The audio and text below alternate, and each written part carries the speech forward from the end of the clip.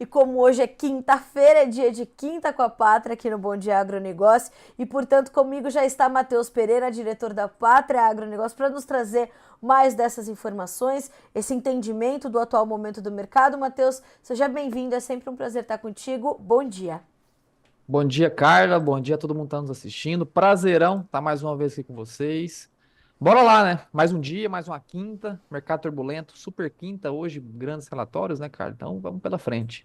É verdade, Matheus. A gente está ali num dia de, em mais alguns minutinhos, receber os novos números da Conab, Companhia Nacional de Abastecimento. Às 13 horas tem o novo boletim mensal de oferta e demanda do USDA. Para esses dois mercados, quais são os. Para esses dois boletins, queria saber suas expectativas e saber principalmente se eles podem impactar os preços da soja e do milho nessa quinta-feira. Carla, o que temos agora, né? A Conab publica às 9 horas, né? O novo relatório. De fato, Conab tem números um pouco mais realísticos, né? Quando comparado com o SDA. Não estou dizendo também que é o que retrata a realidade de campo em loco, né? Mas dentre as entidades oficiais, né? IBGE, Conab, o SDA, a gente vê como a Conab, né? Talvez com maior proximidade do que hoje acontece em campo, né? É uma safra problemática, é uma soja brasileira que está caminhando para a reta final de colheita, né? A gente, até amanhã, provavelmente, a gente alcançaria algo em torno de 85, 88% da área nacional colhida. Então, falta pouco, né, realmente, para ser retirado do campo. Conab colocando 146 milhões para a soja. Cabe sim novos ajustes? Sim. Provavelmente, nesse relatório de hoje, a gente não deve ter um novo grande corte. Tá? Seria realmente uma surpresa otimista ao mercado se houver um novo grande corte. Acredito que a Conab vai esperar realmente o relatório de maio, o relatório de junho, para trazer realmente o número final estimado de produção brasileira. Só que a grande atenção do mercado, Carla, apesar de a Conab estar sendo publicada agora pela manhã, né, a grande atenção do mercado é o USDA. O USDA que para a soja ainda estima uma safra brasileira de 155 milhões de toneladas, uma safra muito grande, aos olhos, né, do Departamento de Agricultura dos Estados Unidos. Realmente o mercado como um todo, né, existe um consenso mercadológico que o SDA possa cortar algo em torno de 4 milhões de toneladas.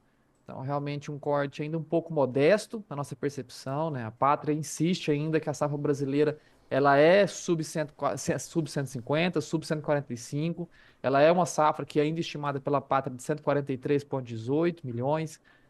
Pequenos ajustes para cima e para baixo ainda são cabíveis, porém pequenos, nada de realmente muito significante. Então, o mercado vai, assim, vai olhar a Conab hoje, com toda certeza, porém a grande atenção, né, o grande momento especulativo do dia está para as 13 horas, né, na publicação do novo relatório do SDA. Matheus, além dos números da safra, das safras sul-americanas, aqui o mercado se atenta também às exportações, por exemplo, norte-americanas, que na soja ainda estão meio atravancadas ali, um programa de exportação meio comprometido que pode, por exemplo, elevar os estoques finais dos Estados Unidos. Esse é um ponto de atenção? Carla, eu diria que o ponto de atenção existe, tá? Até porque os norte-americanos hoje não tem tanta soja a ser comercializada, né? O estoque final dessa safra 23 e 24, né, que nos Estados Unidos já foi colhida, essa safra agora que está em processo de semeadura em solo norte-americano, já é a safra, né, contabilizada no ano comercial 24, 25, tá? Então, a safra 23, 24 é uma safra que foi, sim, prejudicada, né, por problemas de seca, temperaturas elevadas, um prejuízo não tão agressivo, porém foi uma redução de safra de quase 10 milhões de toneladas de soja, tá? Enquanto que hoje a soja norte-americana ela está cara ainda em relação à brasileira, né? Então, quando se fala em novas compras ou de aquisições passadas, os chineses, né, continuam preferindo, né, a soja brasileira por disponibilidade, por preço, por qualidade. Então, sendo bem direto, Carla, as exportações norte-americanas, né, de soja, elas passam por realmente um enfraquecimento porque não é competitiva, né, quando compara-se, né, ao produto aqui nosso no Brasil, né, e teve uma safra problemática em termos de oferta, porém uma safra com a qualidade, um teor proteico ali satisfatório, né, para a importação chinesa. Matheus, o quanto dessas informações ainda pesam sobre o mercado até que, ou melhor dizendo, vou reformular, o quanto dessas informações tem peso diante de uma nova safra se iniciando nos Estados Unidos? O plantio já começou por lá para o milho, para a soja, né, tá prestes a começar. As decisões do produtor americano, eu imagino que já estejam dos 95% tomadas, ele ainda pode fazer algum ajuste fino ali para uma coisa ou outra, mas tem uma nova safra dos Estados Unidos começando. Isso já domina a total atenção do mercado ou ainda o mercado está se equilibrando e está nesse momento de transição em Chicago? Carla, ainda é transição, tá? Eu vejo alguns ainda ressaltando, levantando essa bandeira de que o Brasil não importa mais. Realmente é uma retórica mal construída falar que Brasil não importa mais, né? Realmente o SDA trazer números potencialmente para estimativas próximas à da Conab, de 146 milhões de toneladas, mudaria como um todo, né, o cenário total da balança da oferta mundial de soja. Nos olhos do SDA, né, a gente ainda tem um superávit produtivo. O que que é? A oferta acima da demanda para esse ciclo safra 23, 24. Enquanto que, se usado, né, números próximos à Conab, números próximos ao que nós aqui estimamos na pátria, né, que estaria ali 3 milhões abaixo da Conab, virtualmente muito semelhante, né? Se a gente tem realmente esse corte de 10 milhões sobre as estimativas do SDA para a safra brasileira, né, a gente muda completamente, né, da água para o vinho, realmente a realidade, né, de superávit produtivo para déficit produtivo nesse ciclo safra, né? Os estoques que na projeção de USDA sairia dos maiores estoques da história da soja do planeta, cairia para os menores estoques desde 2019. Então, realmente ainda importa com muita intensidade. A gente precisa, sim, ter essa capacidade, né, de entendimento de Sim. que a safra brasileira ainda importa.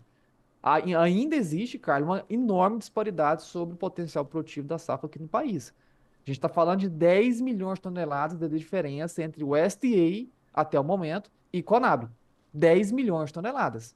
Realmente que colocaria o balanço, né, o equilíbrio da oferta brasileira, que hoje cria-se essa fotografia equivocada que sobra por uma fotografia onde há escassez. Então, ainda é um fator importante. O SDA de hoje, às 13 horas, ele vai ser crucial, ele vai ser realmente um momento especulativo. Se a gente observar qualquer corte acima de 4, 5, 6 milhões de toneladas, colocando a safra brasileira na ótica do SDA abaixo de 150, é um fator muito otimista a preço da soja, não só lá fora, mas dentro do Brasil. Acredito que é improvável, tá? Para todos que estão assistindo, a gente sempre, né, tem o que esperamos para o resultado final e o que esperamos para cada relatório de cada entidade. Então, observando, né, esse fator um pouco mais conservador, na redução mais gradativa da produção brasileira, até porque seria até engraçado de enxergar como que o SDA iria balizar, né, esse corte mais abrupto da soja brasileira, se em contrapartida está subindo a demanda por importação da soja chinesa, né? Então, realmente, se cortaria soja do Brasil, vai tirar a soja de onde? Então, a expectativa para hoje realmente não são de cortes muito agressivos para a safra brasileira, que poderão sim ainda ser empilhados nos próximos levantamentos, mas ainda assim é um fator de muito peso no mercado, viu, Carla? Matheus, essa disparidade que tem sobre o real tamanho da oferta brasileira da temporada 2023-24, e mais do que isso, como ela é ofertada efetivamente no mercado, né? Porque uma coisa é você ter essa soja, outra coisa é ela estar ofertada no mercado. É, o reflexo dessa disparidade vem como, por exemplo, nesse momento de fortalecimento dos prêmios. Esse é um primeiro sinal de que essa disparidade começa a ficar mais evidente à medida em que a originação vai acontecendo e em momentos determinantes ela vai ficando também um pouco mais dificultosa. Carla, a gente vê até alguns. É um termo antigo, né? Que eu já li em livros de filosofia, né? Acho que se foi até denominado por Sócrates no passado, né, de que existiam sufistas, né, que são pessoas que falam da boca para fora, né, criam enredos, narrativas para enfervecer muitas das pessoas, né, dizendo que safra brasileira realmente hoje não importa mais, que a safra brasileira não tem mais peso no mercado, enfim, apenas para criar pontos de vistas, né, para justificar talvez um equívoco do passado. E a safra brasileira, sim, é um enorme peso ainda no mercado, né? A gente ainda tem realmente uma das maiores disparidades, né, entre estimativas oficiais da história do Brasil, da soja brasileira. A gente tivemos no passado algo semelhante em termos percentuais, né? Sim, porém em valores absolutos, né? Nunca tivemos tanta diferenciação, né? Entre a real estimativa da safra brasileira, né? Colocando, como eu já disse, mais de 10 milhões de toneladas entre estimativas de órgãos diferentes, né? E todos, né? Tidos como oficiais, cada um com a sua carga, né, de ofício diferente, né? O SDA realmente mostrando uma visão mais de mercado mundial, Conab mostrando mais um mercado em loco aqui no Brasil.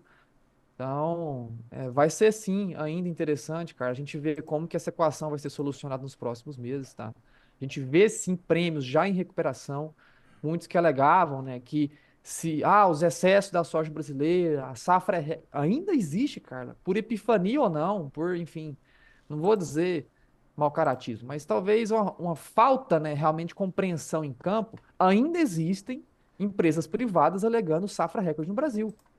Isso assim, Sim, falta totalmente o senso realmente de estar em campo olhando o que acontece, sabe? A gente tem uma carga de demanda por fretes no Brasil extremamente baixa, talvez a mais baixa da última década. sim. A gente tem uma capacidade de armazenagem estática tranquila neste ano, a gente não vê, né, relatos de euforias para armazenagem, a gente não vê relatos de armazenagens em céu aberto, como aconteceu em anos passados por excesso de oferta, tá?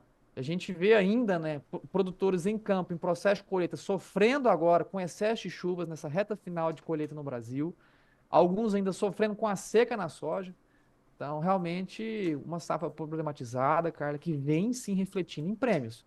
A gente tinha prêmios nessa mesma época do ano, no ano passado, a menos 200 pontos. A gente tem prêmios hoje já zerados no campo positivo para o spot, já colocando 10 pontos de alta já para contrato para entrega daqui a 30 dias, 30 pontos de alta já para contrato daqui a 60 dias de entrega e recebimento.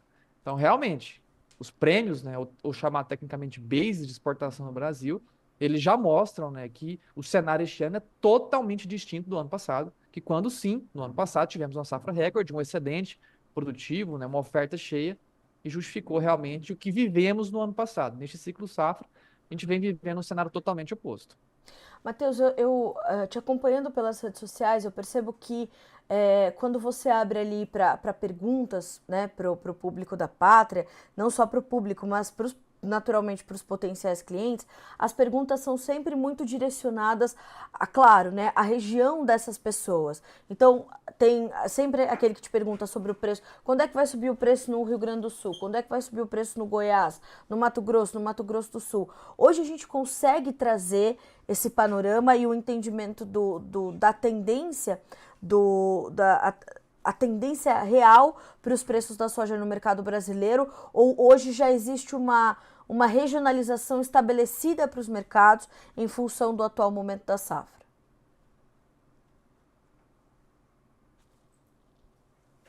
Matheus, eu não estou te ouvindo, mas acho que Oi? Perdão. agora sim. Eu acho que eu cliquei no botão errado aqui sem querer. Agora sim. Mas eu estava dizendo que a regionalização ela sempre existe, sempre vai existir. Realmente existem regiões ali que elas sofrem realmente com deságio logístico, né, com dificuldade de escoamento. Existem regiões que já está com um excesso, né, de retenção de oferta, né, ou uma dificuldade logística de armazenagem que vai depreciando o preço. A gente vê muito isso acontecendo dentro do estado do Paraná, né? Preços dentro do Paraná que se equiparam a preços de interior do Brasil, tanto para soja quanto para milho, né? Paraná que está talvez um terço do caminho para colocar, né, esses grãos em rota de escoamento para exportação. Então, realmente, não é só o fator logístico, né, de frete que está impactando, mas realmente essa regionalização. Porém, quando a gente fala de alta, né, Carla, se realmente a gente tem a inclinação dos preços, né, a nível nacional subirem 5, 6, 7, 8, 9, 10 reais por saca, a gente tem né, essa mesma inclinação para todas as regiões do Brasil. Talvez aqui, algumas vão subir esses 10 reais por saca, outras vão subir 9, vão subir 8, porém a direção do mercado ela é unânime, né, para qualquer região do nosso país. E a gente sim enxerga o mercado já em tentativa de recuperação, não tentativa, já está em recuperação em algumas praças do Brasil. Tá? A gente já viu que Somente nessa semana, né, tivemos em média Brasil, tá? Em média Brasil, 1,50 a mais na saca da soja ofertada ao campo brasileiro, tá? Em média, teve regiões que subiram até acima de 1,50, outras que foram um pouco mais modestas, né, um movimento de alta. Porém, o mercado já está naquela tentativa de empilhar, né, mais uma vez o movimento de ganho. O que realmente impede, né, um avanço mais significativo, Carla, ainda é, né, o excesso da soja não comercializada. Apesar das quebras, Carla, grande parte da base produtiva tem que entender que ainda mais da metade. O levantamento pela Pátria atualizado no dia 2 do 4, começo desse mês de abril, a gente estimou que ainda existe, né, 52% da safra brasileira, desses 143 estimados pela Pátria, 52% dessa safra total ainda na mão da base produtiva. Então, realmente, ainda uma oferta comercializável disponível que ela vem como um peso, né? Não que o mercado não vá subir, porém, se a gente tivesse já um volume de vendas a futuro mais agressivo, né? Menos soja a ser comercializada na mão do produtor, realmente a gente já teria, né, um movimento um pouco mais acelerado desse movimento de altas, viu, Carla? Matheus, a gente vai dar uma olhadinha aqui nas interatividades que estão chegando para ti, como sempre, né? Sempre que você está por aqui, muita informação, muita pergunta, muita informação importante. E olha só, o Mário Dossi foi o primeiro a chegar aqui para te fazer perguntas. Ele diz o seguinte: pergunte para o Matheus se ele acredita em uma reagida nos preços do milho com o clima adverso no noroeste do Paraná e boa parte do Mato Grosso do Sul. Aqui em Dourados mesmo tem áreas com mais de 40 dias sem chuvas. Então vamos começar pelo milho, Matheus, porque o Mário Dossi foi o primeiro a chegar, nada mais justo. Mário, boa colocação, meu cara. A gente tem não só o Mato Grosso do Sul sofrendo com seca, né? Assim como grande parte também do estado de São Paulo, grande parte do estado do Paraná. Realmente a gente tem cerca de um terço a 40% da safra nacional, né? De milho, safrinha, milho segunda safra, milho de inverno. Realmente sofrendo, né, Mário, com a falta de chuvas, com as temperaturas elevadas. Algumas chuvas chegaram, né, nesses últimos dias e continuarão ali regando nos próximos 3 a 5 dias, porém ainda existe uma grande parcela, em especial do lado leste do Mato Grosso do Sul, grande parte de São Paulo e noroeste do Paraná, que ainda sofre com a ausência, né, com a falta de chuvas generalizadas, tá? Mercado do milho por agora, mas sendo bem objetivo, ele passa por uma tendência sazonal negativa, né? Sempre nessa mesma época do ano, Mário, é comum a gente observar os preços do milho recuando. Tá? É comum, tá? Por quê? Pelo mesmo fator que se dificulta, né, o entendimento do mercado da soja, que é a incompreensão sobre a dimensão dessa segunda safra brasileira. A qualidade do milho em campo no centro-oeste do país, em especial Mato Grosso, Goiás, né, Mato Grosso, que comporta só do milho segunda safra, mais da metade da área total semeada, somente Mato Grosso. E a qualidade desse milho em campo dentro do estado do Mato Grosso, dentro do estado de Goiás, é realmente uma qualidade, não vou dizer impecável, mas muito boa. Tá? Realmente, o milho que foi semeado, as áreas que foram semeadas, elas estão dentro do estado do Mato Grosso, dentro do estado de Goiás, né? Hoje, o potencial primeiro e segundo maior produtor do milho segunda safra, a gente tem sim, né, uma qualidade de lavoura muito grande. Porém, a área que é o grande problema. Realmente não tem chuva que faça milagre para colocar milho saudável em regiões que nem sequer foram semeadas. Então, Exatamente. realmente, dentro do estado do Mato Grosso foi 13% a menos de área semeada. Aqui dentro do estado de Goiás foi quase 25% a menos de área de milho, segundo a safra semeado. Dentro do estado do Mato Grosso do Sul também não diferente, cerca de 9% a menos de área semeada. Então, quando a gente olha, né, a ótica do Brasil, apesar desses problemas, dentro do estado do Mato Grosso do Sul, dentro do estado de São Paulo, dentro do estado do Paraná, né, que reduz, né, o potencial produtivo, o milho realmente vai encarquilhando, fica parecendo aquele abacaxi, né, todo espetado, realmente com a dificuldade imensa de gerar peso de grão, sequer gerar espiga, né, em alguns casos extremos, né, casos específicos extremos. Mas a área total, independente de produtividade, ela sofreu um grande corte. Tá? A Pátria estima hoje que pelo menos a área nacional tenha sofrido um corte de 9,5%. Vamos Olha dizer só. 10% da área nacional, ela foi cortada, né? E a gente vai realmente apurar esse novo levantamento agora ao fim do mês de abril, tá? Potencialmente podendo ainda aumentar, né, essa área total que foi deixada de ser semeada por falta de janela, por, enfim, preço que não remunerava o plantio. mas ainda há toda uma equação para ser desvendada. A sazonalidade, por agora, ela é negativa aos preços, tá? Agora, se tratando de um segundo semestre, Mário, a gente tem sim um viés de alta, não é? Recuperação dos valores do milho, tanto em bolsa quanto no mercado físico, porque no processo, na finalização de colheita, é inegável, né? De que se falta ou se sobra milho no nosso país, independente da qualidade da lavoura média no país, a gente tem bem menos área semeada neste ciclo safra. Matheus, o Rodrigo Sapiaginski, ele é ainda mais direto. Ele diz: bom dia. Prêmios 0 a 0, frete menor, recorde de exportação de soja. Óleos comestíveis em alta. Quanto tempo para a safra menor virar realidade e os preços remunerarem? Olha, muito boa pergunta, meu caro Rodrigo. Realmente, essas incompreensões existem, né? A gente vive, né, num momento onde a informação ela é muito acessível, muito fácil de ser compreendida. A gente já viveu cenários muito semelhantes ao que se vive hoje, né? Há 7, 8 anos atrás, há 15 anos atrás, há 25, 20 anos atrás. Foi algo semelhante nessa incompreensão do dimensionamento da safra brasileira, né? E não só incompreensão, né? Eu diria mais disparidade. Talvez compreensão existem, por um lado, mas há uma grande disparidade, né, sobre o dimensionamento total da soja brasileira. Porém, né, ainda falta-se, né, 15% de safra a ser colhida, não só colhida, mas depois também, né, distribuída por nosso Brasil, seja pelo canal de exportação, seja realmente pelo consumo interno. E sendo bem objetivo, Rodrigo, a colheita brasileira, ela dura, né, algo em torno de 4 meses, né, entre o início e a conclusão dela.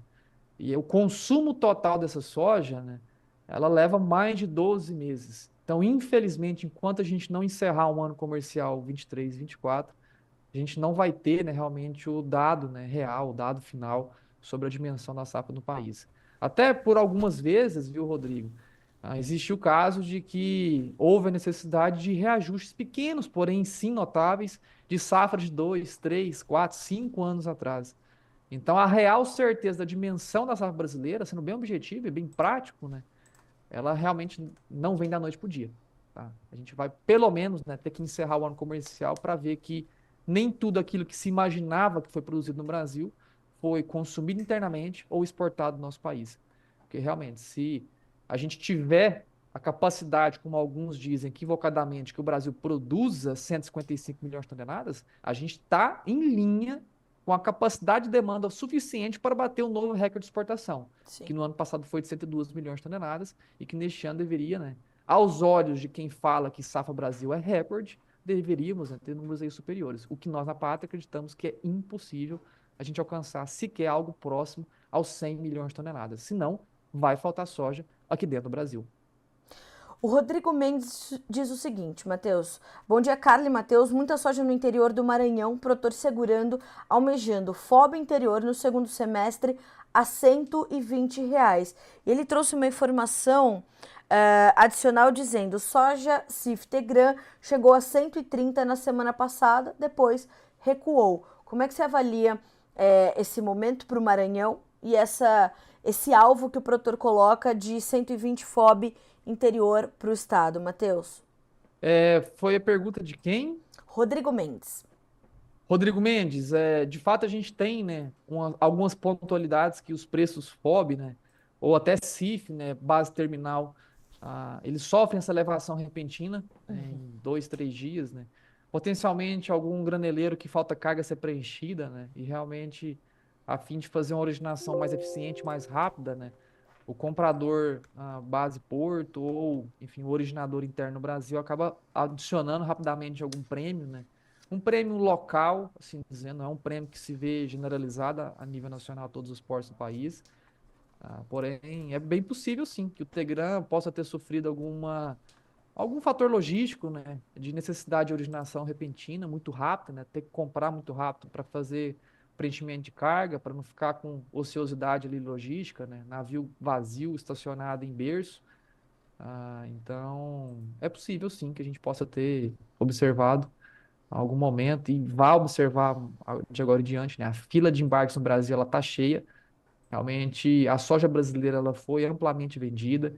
A China já bateu o recorde de fila de importação para abril, tá? Até o começo de abril, a China já tinha batido o volume de importação recorde para o mês de abril. Não tinha nem começado direito o mês de abril. A fila de embarque já de navios nominados de soja mundial, não só brasileira, grande parte dela do Brasil, mas para ser entregue em território chinês, já tinha batido o teu recorde. Então, realmente, estamos sim batendo recorde de exportação, mês após mês aqui no Brasil. Lá em janeiro, quando batemos, muitos levantavam a bandeira, mas isso é compra passada. Em fevereiro batemos recordes, mas é compra passada. Em março falou de novo, bateu recorde, mas é compra passada. Em abril estamos já batendo recorde e continua ainda com a mesma historinha, conversinha para boi dormir, falando que é compra passada. Não, meus amigos, são compras imediatas, até porque os prêmios já se recuperaram, saíram lá de menos 100 na base média Brasil, em especial Paranaguá, para já no campo positivo, o spot, para já no campo de mais 10, 30 dias, mais 30, 60 dias. Então, realmente, os prêmios já estão em recuperação, mostrando, né, todo esse apetite pela soja brasileira. Matheus, quero muito te agradecer pela companhia e eu vou encerrar o nosso comentário dessa quinta-feira, porque quinta-feira que vem está de volta, com o comentário do Luiz Fernando Lopes. Matheus Pereira é o melhor analista do momento. Aí você fica com essa reflexão para fechar sua semana. Obrigado, meu cara. Agradeço imensamente. A gente realmente vem fazendo um trabalho ali mais sério de estudo. Agradeço, assim, o comentário. Recebo com muito carinho, mas realmente tem muito trabalho ainda pela frente. O mercado ele não é fácil ser desvendado. E quando vocês me veem aqui, pessoal, falando eu, Matheus, porta-voz da pátria, não pense que é somente o Matheus aqui atrás. Eu tenho 12 analistas aqui dentro, pessoal, cada um com especialidade. Então, se quer realmente talvez elogiar, elogie a pátria. Porque realmente, eu falando aqui, sou o porta-voz, né, de toda uma equipe comprometida, com o pé na roça, com realmente entendimento prático do campo, que não fala só balelinha, não fica só em arzinho condicionado falando sobre númerozinhos de tela, tá? Mas agradeço imensamente o feedback, mas eu vou externalizar, né, esse comentário, essa gentileza tua para toda a equipe Pátria, tá? Tô aqui apenas como porta-voz de toda uma equipe que faz um trabalho sério. Muito obrigado. Eu que agradeço, Matheus. Para nós é um privilégio ter você toda semana aqui no Bom Dia Agronegócio, principalmente tendo tanta atenção com a nossa audiência. Obrigada, meu amigo. A gente se vê semana que vem. Um grande abraço a ti e a todos que nos assistem. Até logo. Um abraço, até mais.